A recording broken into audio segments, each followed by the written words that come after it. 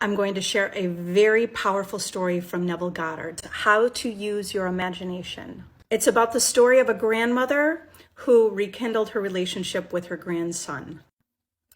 Let me tell you a story that took place in New York City not very long ago. In my audience sat this lady who had heard me numerous times as I was telling the story of revision. That man, not knowing the power of your imagination or assumption, he goes to sleep at the end of his day. He's tired and exhausted, accepting as final all the events of the day.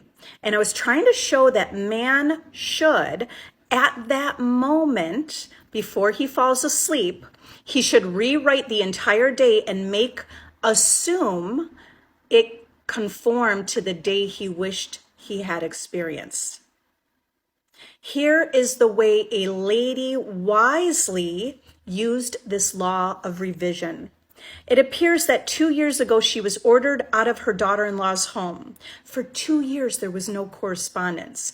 She had sent her grandson at least 24 presents in that interval, but not one was ever acknowledged.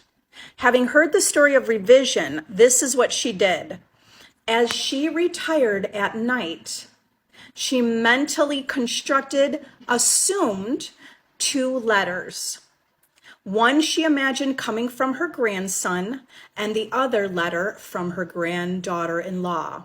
In these 2 letters, they expressed deep affection for her and wondered why she had not called to see them.